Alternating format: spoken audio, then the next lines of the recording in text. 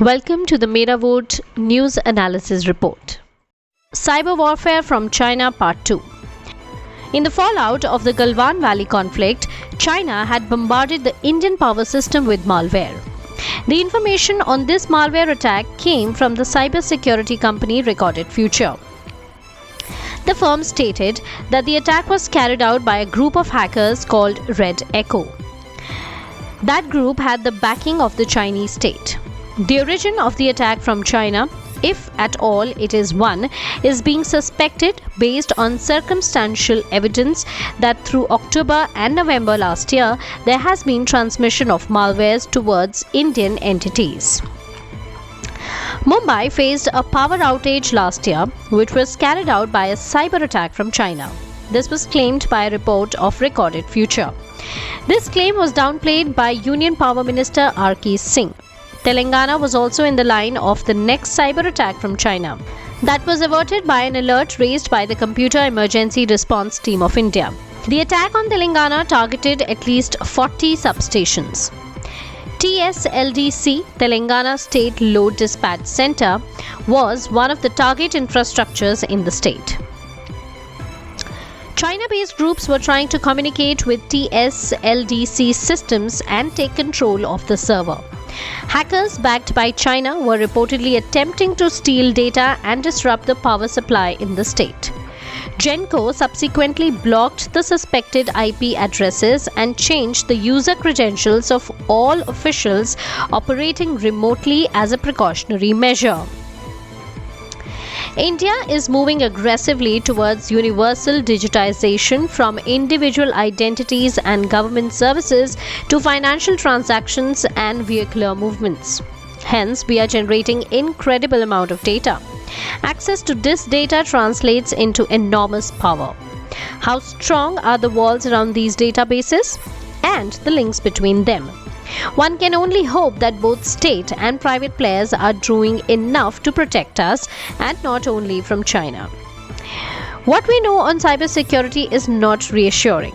Over 46% of Indian businesses are operating on traditional legacy systems, which are like sitting ducks for hackers.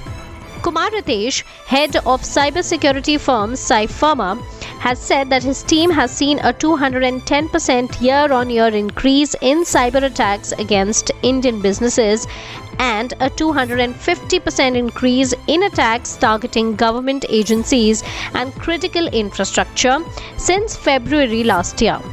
These security holes need to be swiftly plugged.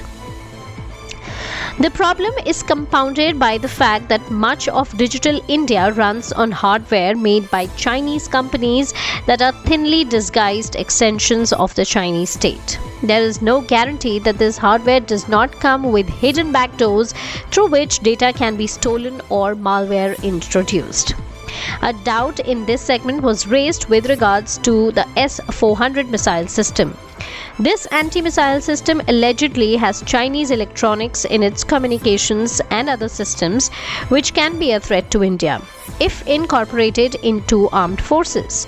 This doubt was raised recently by BJP MP Subramanian Swamy, who argued that S-400 can fizzle out in war with Pakistan due to presence of Chinese electronics.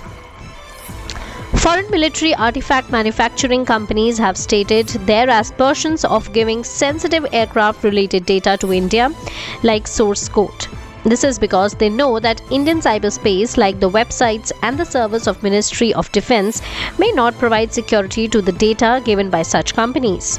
Such data may be easily stolen by Chinese cyber militia, who are an army in the number strengths.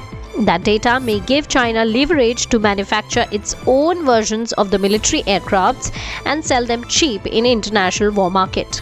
Hence, the aircraft MNCs have always skirted away from the question of transfer of technology and have diverted to off-the-shelf purchase, with the exception of Saab Gripen. Despite all the issues of cyber threats, Swedish Saab had offered to build a Gripen fighter jet for India, but that offer was squandered away.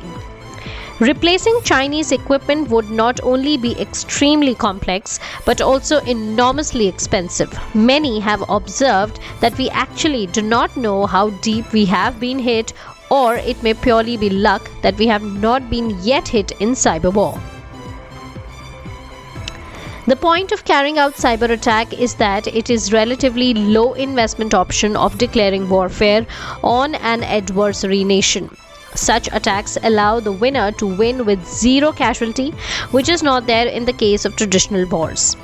And most importantly, such warfare allows for plausible deniability for the initiator. This matter is code red urgent from the perspective of Indian cybersecurity. But while India builds its cyber shields, the country should also develop powerful and agile attack capabilities if we do not possess them already. We must have the option to strike back when need be to send a clear message to the adversary.